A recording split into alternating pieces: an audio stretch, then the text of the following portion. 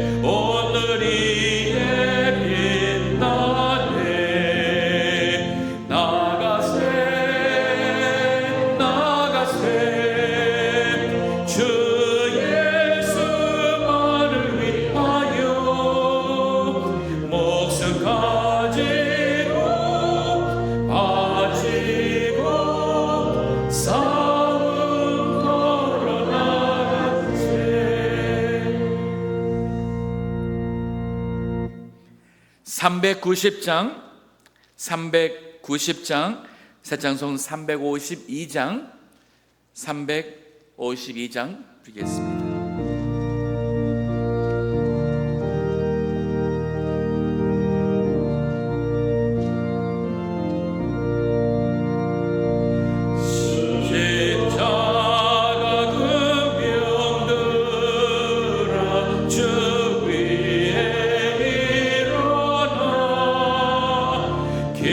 길들고 앞서 나가 그 세계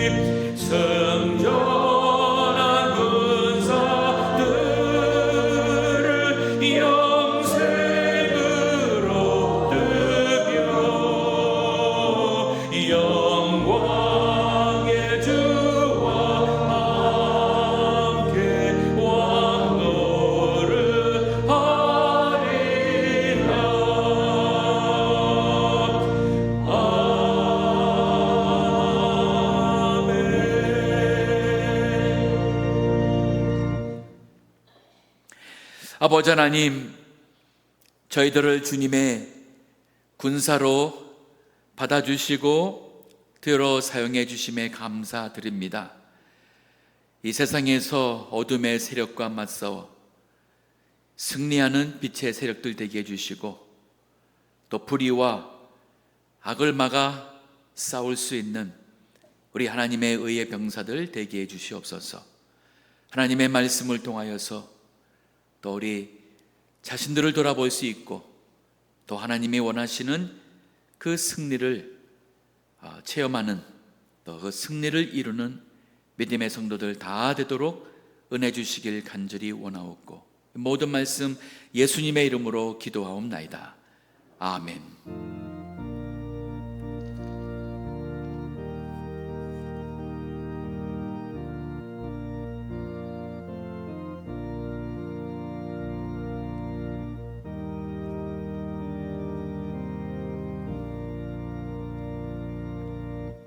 하나님의 말씀은 사무엘하 18장 1절에서 18절입니다.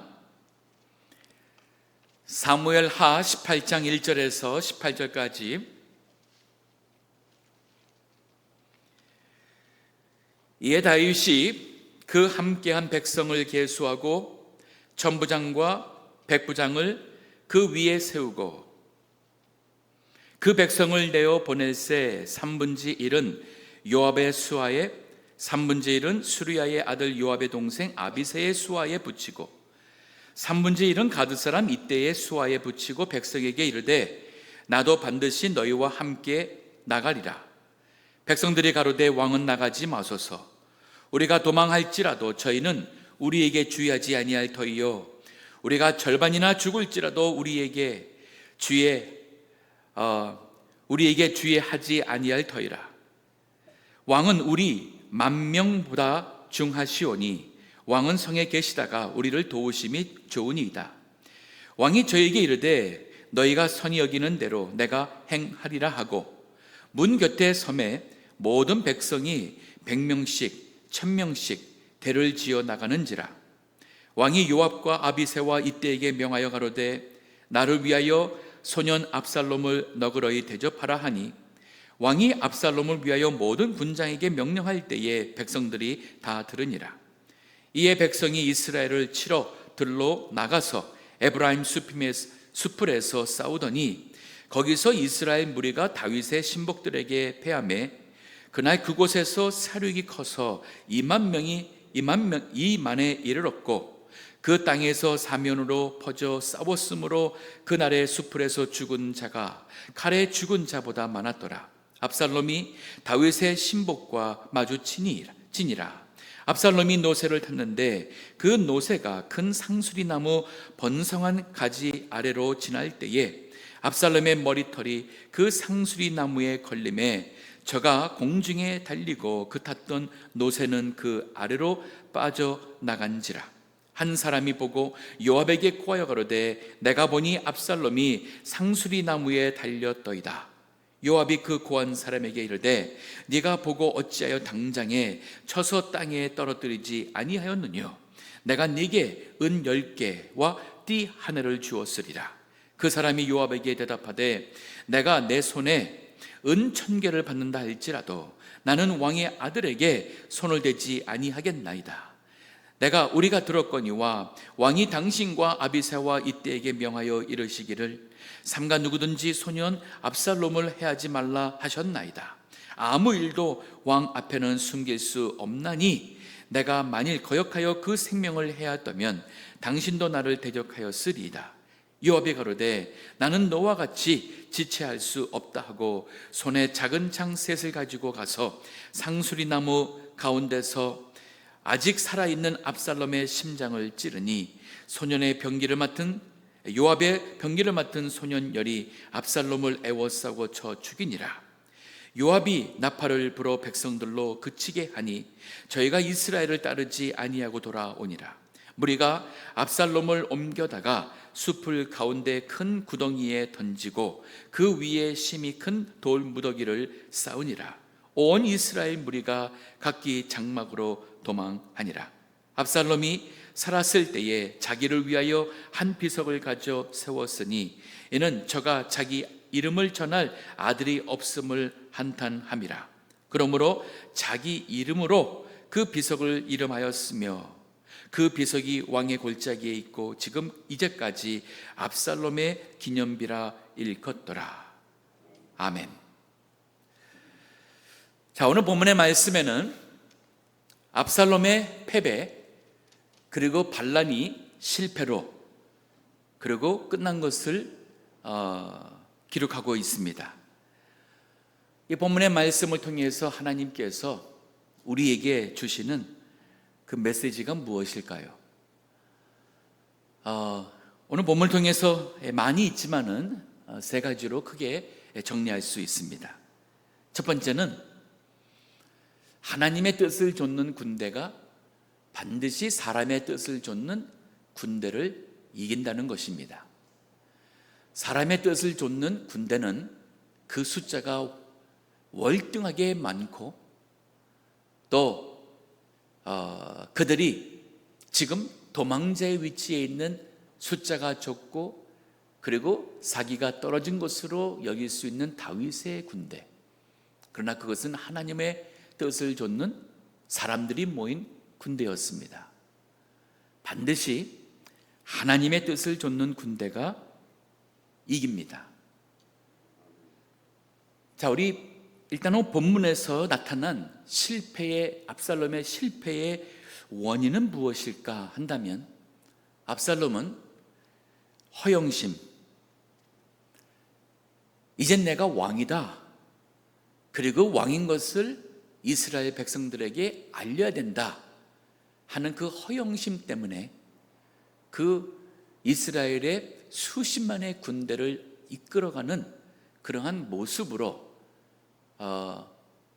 세상적으로 본다면 용감한 모습으로 보일 수 있겠지만 그렇게 그가 한 것은 허영심이었고, 그것이 바로 전쟁에서 그의 생명이 위태할 수 있는 그러한 노출의 기회를 준 것이에요. 이것이 바로 지혜롭지 못한 것이었죠. 그리고 그는 자신의 군인들의 숫자를 과신하였고, 그리고 다윗 왕 그리고 그와 함께하고 있는 용사들의 그러한 경험과 또 그런 군사력을 과소평가했던 것이 압살롬의 전쟁의 실패 원인이고 그가 죽게 된 이유라 할 수가 있습니다. 그러나 더 큰 이유는 하나님의 뜻이 다윗 왕을 세우는 것에 있는 것이 더 큰 이유예요. 즉 하나님께서 다윗과 함께 하시니 압살롬뿐 아니라 어떠한 군사들도 다윗을 죽일 수가 없는 것이 하나님의 뜻입니다. 시편 2편 1절서부터 보면 이렇게 말하고 있어요. 어찌하여 열방이 분노하며 민족들이 허사를 경영하는고. 2절에 보니 세상의 군왕들이 나서며 관원들이 서로 꾀하여 여호와와 그 기름 받은 자를 대적하며, 여기 기름 받은 자는 다윗 왕을 가리키고 있지만은 동시에 메시아를 또한 가리킵니다. 즉 여호와와 그 기름 받은 자를 대적하며 우리가 그 맨 것을 끊고 그 결박을 벗어버리자 하도다. 4절에 이렇게 말합니다. 하늘에 계신 자가 웃으시며, 이게 하늘에 계신 자는 여호와 하나님이죠. 하나님께서 세상 열방이 힘을 모으고 분노하며, 그리고 왕들이 군왕들이 나서서 또 관원들이 서로 꾀하여서 모략을 세워가지고 여호와와 또 여호와의 기름 받은 자를 대적할 때에 하늘에 계신 자가 웃으시며 주께서 저희를 비웃으시리로다. 하나님이 비웃고 있다는 거예요. 이 말은 사람이 하나님의 뜻을 거스릴 수 없고, 하나님의 뜻을 따르는 군대는 사람의 뜻을 좇는 군대를 반드시 이긴다는 것이 역사 속에서 하나님이 우리에게 주시는 교훈의 말씀이에요. 자, 오늘 아까 읽었던 시편 2편의 말씀이 또 실천이 되고 또 그 예언대로 이루어진 대표적인 것이 바로 예수 그리스도의, 즉 하나님의 아들의 십자가의 죽음 그리고 부활 사건이었습니다. 당시 유대교 지도자들이 예수님을 쫓아가는 군중들로 인해서 그들이 기득권을 잃게 되고 생계의 위협을 받게 되고 또 그들이 사람들 앞에 그러한 수치와 체면이 서지 않는 그런 상황 속에 예수님을 무작정 죽이고자 음모를 세우고 선동하고 그리고 거짓 증인들을 세우고 그들에게 있는 정치적인 힘을 마지막 동원하여서 빌라도를 압박을 해서 빌라도를 통하여 예수님을 십자가에 못 박아 죽이는 데 성공합니다. 자, 우리 육신의 눈으로 본다면은 결국은 세상의 권세가 이긴 것 같았어요. 그러나 예수님은 죽음에서 부활하심으로 죽음의 권세를 물리치는, 그리고 부활의 복음을 가지고 세상을 변화시키며 죄인들을 구원하면 하나님의 나라가 이루어지는 역사가 있게 됩니다. 자, 그러면 그 이후에 세운 교회가 로마 제국의 그 세상의 권세와 맞서 싸울 때에 인간의 눈에 보기에는 그들은 칼이 있었고 창이 있었고 권세가 있었기 때문에 폭력으로 맞서지 아니하는 그리스도인들이 사자의 밥이 되고 그들의 칼에 쓰러지는, 감옥에 갇히는 일이 있어서 그들이 이기는 것 같지만은 결국 복음의 능력이 로마를 무너뜨립니다. 200년이 되지 못해서 4세기에 들어와서 로마는 기독교 국가로 변합니다. 그리고 기독교 국가로서의 선포를 하지 않습니까?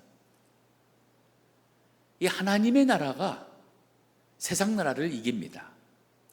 하나님의 뜻을 쫓는 사람들이 세상 사람들의 뜻을 쫓는 사람들을 반드시 이깁니다. 따라서 우리는 오늘 아침에 기도할 때에 나는 인생을 하나님의 뜻을 쫓는 그리스도의 군사로, 예수님의 제자로 살고 있는가? 내가 지금 무엇을 위하여 내가 나의 뜻을 쫓는 인생을 지금까지 산 것은 아닌가? 그러기 위해서는 기도할 때마다 하나님의 뜻을 구하셔야 돼요. 하나님의 뜻이 무엇인지 늘 구하셔야 돼요.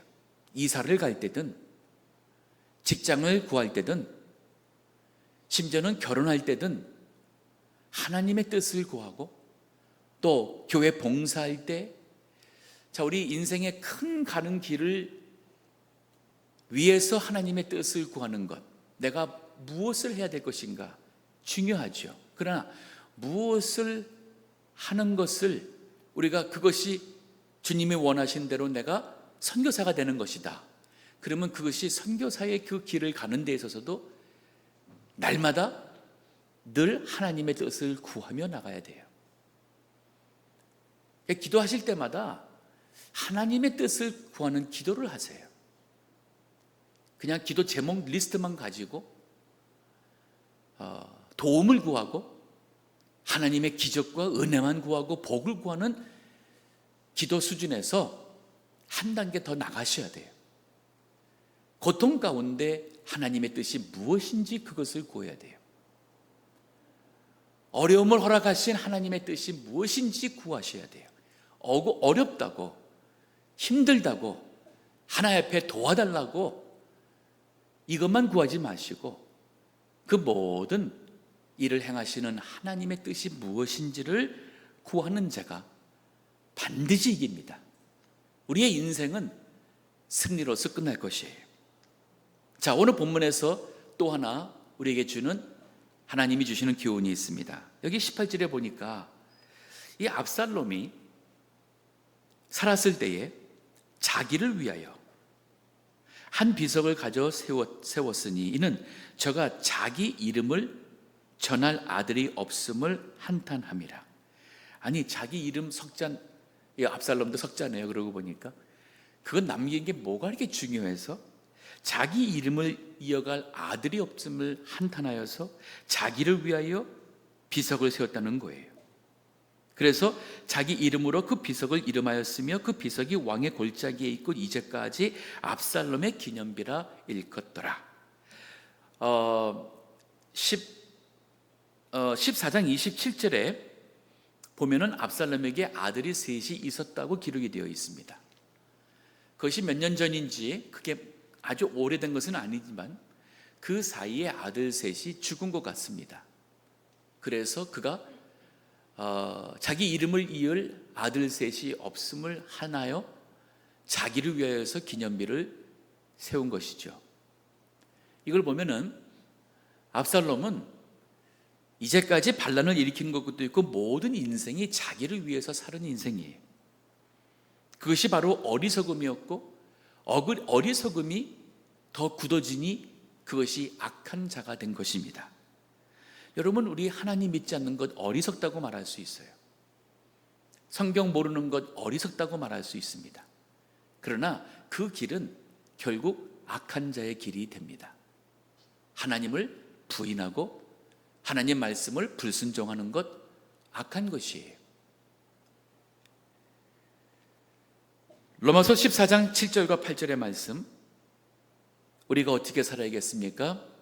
우리 중 누구든지 자기를 위하여 사는 자가 없고 자기를 위하여 죽는 자가 없도다. 우리가 살아도 주를 위하여 살고 죽어도 주를 위하여 죽나니 그러므로 사나 죽으나 우리가 주의 것이로다. 항상 이 고백에 기도를 하셔야 돼요. 그리고 내가 나를 위하여 혹 살고 있는 것은 아닌가. 또 우리 고린도전서 10장 31절에서 33절까지의 말씀 늘 마음속에 품으셔야 됩니다. 제가 이 구절을 보면서 은혜 받고 그렇게 살기를 원한다고 기도하고 지금도 이 말씀을 늘 생각하며 순간순간 제가 이 말씀대로 하고 있는가를 돌아봅니다. 거기 뭐라고 그랬어요? 그런즉 너희가 먹든지 마시든지 무엇을 하든지 다 하나님의 영광을 위하여 하라. 그 다음 구절에 보면은 또 이런 말이 있어요. 유대인에게나 헬라인에게나 하나님의 교회에나 거치는 자가 되지 말고. 이 말이 뭐냐면 나로 인해서 다른 사람들이 시험에 들고 나로 인하여서 믿음 생활에 상처받게 되지 말라는 거예요. 거치는 자가 되지 말라는 거예요. 여기 부딪히고 저기 부딪히고 나의 존재를 드러내려고 그러고 내가 옳은 것을 그저 관념이 관찰시키려고 하면서 그러지 말라는 거예요. 왜? 우리 먹든지 마시든지 무엇이든지 다 하나님의 영광을 위해서 하는 사람이 여기저기 거친다는 것은 뭐냐면 뭔가 나를 위해서 하고 있는 거예요. 내가 옳다는 것을 드러내고 싶고 이기고 싶고 나의 존재를 인정받고 싶은 이 속마음이 있기 때문에 부딪히는 거예요. 지는 것이 이기는 경우가 많습니다. 말을 들어서 한마디 해야 되지만은 하나님의 영광 위해서 안 하고 가만히 있는 게 지는 것 같지만은 결국은 이기는 거예요. 이 바로 자기와의 싸움이에요. 그래서 거기 32절에 유대인에게나 헬라인에게나 하나님의 교회나 거치는 자가 되지 말고 그 다음 절에도 보면 나와 같이 모든 일에 모든 사람을 기쁘게 하여 나의 유익을 굳이 아니하고, 여기 바로 자기를 위해 사는 게 아니죠. 많은 사람의 유익을 위하여 유익을 구하여 저희로 구원을 얻게 하라. 이게 바로 이기는 거예요. 압살롬이 진 이유는 자기를 위해서 그는 살아왔고 그래서 반란을 일으켰기 때문에 하나님이 함께하지 아니하시니 그는 질 수밖에 없는 인생이었습니다. 주님 위하여서 주의 뜻을 쫓는 군사로 살아갈 때는 세상 사람 눈에는 지는 것 같고 손해보는 것 같지만 그 길이 바로 십자가 후에 부활의 영광과 능력이 함께하는 승리의 길입니다. 한 가지 더 우리가 받을 교훈이 있습니다. 여기 본문의 9절에서 10절의 말씀 보게 되면 압살롬이 죽는 기록이 있어요. 그의 자랑이 바로 긴 머리였죠. 그 머리 때문에 죽습니다. 그가 노새를 타고 도망가면서 그만 큰 상수리 나무 가지에 그 머리가 걸려서 공중에 매달리게 됩니다. 자, 이 참 흥미로워요. 노새를 탔기 때문에 사람보다 더 빨리 도망갈 수가 있었어요. 근데 노새를 탔기 때문에 그만 그가 높았고 나무 밑을 급하게 도망가면서 그 나무 가지에 걸려 죽어요. 이게 다 우연인 것 같지만은, 그리고 그는 자기 노력으로 자기 힘으로 빠른 노새를 타고 도망가서 살려고 했지만은 이게 다 하나님의 행하신 일이에요. 우리 열왕기상 22장에도 보면은 이스라엘 왕 아합의 죽음에 대한 기록이 있습니다. 그가 아람 군대와 싸울 때에 예언자가 한 말이 불길했기 때문에 그래서 옷을 가장하고 나갑니다. 이스라엘 왕복을 벗고 나갔어요. 근데 왕상 22장 3, 4절 보면은 한 사람이 우연히 쏜 그 활을 당기어 이스라엘 왕의 갑옷 솔깃에 쏜 거예요. 이 갑옷 주요 부분을 맡고 있는 이 부분이 아니라 이것을 그래도 팔을 움직이려면은 요 갑옷과 갑옷 솔기 간극이 있습니다. 근데 우연히 쏜 화살이 이렇게 휙 날아와서 그 사이를 쏜 거예요. 그러면 치명적인 부상은 아니에요. 그렇죠? 심장을 맞은 것도 아니니까. 그런데 피는 흐릅니다. 그래서 왕이 그 병거 모는 자에게 이르되 내가 부상하였으니 네 손을 돌이켜 나로 군중에서 나가게 하라 하였으나 그날 전쟁이 너무 심하여서 지금 둘러싸고 있는 아람 군사들을 물리치 뚫고 지나가는 그 과정에 그만 그는 피를 다 흘리고 날이 저물 때쯤에 아합은 죽습니다. 우연이 아닌 거예요. 즉 여기서 우리가 배울 수 있는 것이 뭡니까? 우연한 사고 같지만은 하나님의 섭리 가운데 하나님의 일이 이루어진다는 사실이에요.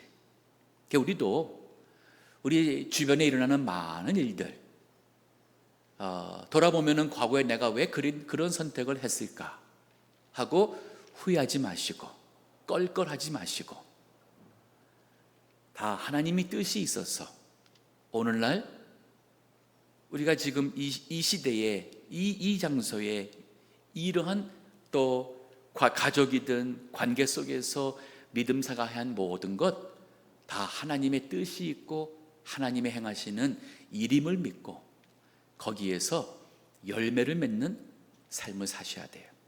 거기에서 이기는 삶을 사셔야 돼요. 그러기 위해서는 하나님의 뜻을 쫓아가셔야 되고 나를 위해서가 아니라 하나님 위하여서 먹든지 마시든지 무슨 일이든지 한다면 우리는 반드시 이길 것입니다. 이기는 인생을 사시기 바랍니다. 우리 살아갈수록 감사할 일이 더 많고 또 하나님 앞에 찬송하는 우리 입술 되길 바라고 죽는 날이 내 인생에 있어서 가장 행복하고 내 믿음이 최고인 그날이 될 수 있기를 주의 이름으로 축원합니다. 기도하겠습니다. 아버지 하나님 감사합니다. 왕자였고 아름다운 외모를 가졌고 남들이 부러워하는 모든 교육을 받았고 그럼에도 불구하고 마음의 분노를 다스리지 못하며 원수로 되갚고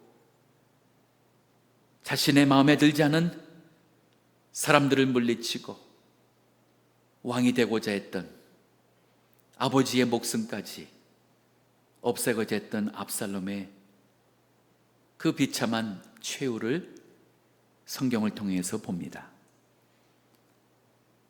주님, 저희들 하나님께서 이 말씀을 통해 주시는 교훈을 우리 마음속에 새기게 하여 주옵소서. 사람의 뜻은 하나님의 뜻을 이기지 못함을 저희들이 깨닫고 먼저 하나님의 뜻을 구하며 하나님의 뜻을 좇는 인생을 살게 하옵소서. 나를 위해서가 아니라 우리 하나님의 영광을 위해서 선택하며 또 헌신할 수 있는 믿음의 사람들 되게 해 주시옵소서. 우리 삶 가운데 일어나는 모든 일들이 다 우연이 아닌 하나님께서 섭리 가운데 행하시는 하나님의 이름을 고백합니다. 모든 것을 우리 믿음으로 다 품고 감사할 수 있게 해주시고 또 허락하신 위치에서 우리 믿음으로 충성하며 먹든지 마시든지 무엇을 하든지 다 우리 살아계신 하나님, 하나님의 영광을 추구하며 살아가는 우리 성도들로서 우리의 인생이 승리자의 인생 되게 해주시고 해가 거듭할수록 우리의 믿음이 더욱더 신령하며 성숙하며 살아있는 믿음의 성도로서의 인생을 살 수 있도록 항상 주님 저희와 함께 해주시기를 간절히 원하오며 오늘 이렇게 주 앞에 나와 기도하는 성도들의 기도를 들어주시고 영상으로 함께하는 또 주님의 모든 권속들의 기도를 주께서 들으시고 은혜 베풀어 주시기를 간절히 원하오며 이 모든 말씀 우리 주 예수 그리스도의 이름으로 기도하옵나이다. 아멘. 자, 오늘 말씀 가지고 기도하시기요 특별히 하나님의 뜻을 늘 구하시기 바랍니다. 두 번째로 여름 성경학교 어저께 우리 아이들 많이 왔고 또 봉사하시는 여러분들이 기쁨으로 봉사하는 모습이 참 너무 기뻤습니다. 오늘 둘째 날입니다. 오전 10시부터 오후 한 2시 혹은 3시까지 이렇게 한다고 계획을 보았습니다. 우리 아이들 위해서 기도해 주시되 특별히 아이들이 예수님을 만날 수 있는 복음의 말씀을 듣고 또 그 마음속에 주님을 품고 또 말씀을 품고 자라는 아이들 되게 해달라고 기도해 주시고 수고하시는 교역자들 그리고 또 반사 또 우리 봉사하는 우리 TA 우리 젊은 우리 학생들 또 청년들 또 그 외에 식당에서 여러 군데서 봉사하시는 분들이 계십니다. 우리 다 주님 사랑하는 마음으로 할 때에 우리의 모든 봉사가 열매로 맺히게 될 줄 믿습니다. 내일은 거룩한 주일입니다. 우리 기도로 또 믿음으로 준비된 예배 또 헌금, 봉사, 친교의 모든 것 되기를 바라고 또 우리 주변에 교회 안 다니시는 분들 전도해서 우리 하나님의 기쁨이 될 수 있는 거룩한 주일 되기를 기도해 주시기 바랍니다. 또 우리 새로 오신 교우들 위해서 기도해 주셔서 잘 정착하도록 그리고 우리 승광철 목사님 치유가 빠르게 돼간다는 소식을 또 어저께 들었습니다. 아마 이번 주까지는 아무래도 교회 나와서 사역하기는 어려울 것 같고 하나님이 허락하신다면 이제 그 다음 주부터는 이게 또 조금씩이나마 사역을 또 감당하게 되기를 기도해 주시기 바랍니다. 그 외에 우리 아프신 교우들 위해서 기도해 주시고 또 양로원에 계신 교우들 그리고 새로 지휘의 사역을 감당하시는 남윤동 집사님 위해서도 기도해 주시고, 또 우리 봉사하시는 모든 분들 또 이렇게 기도로 힘을 실어 주시기 바랍니다. 우리 다 같이 통성으로 합심하여 또 기도하며 주 앞에 나가도록 하겠습니다. 아버지여, 감사합니다. 우리 하나님은 살아계시고 우리 하나님께서는 전능하시며 모든 것을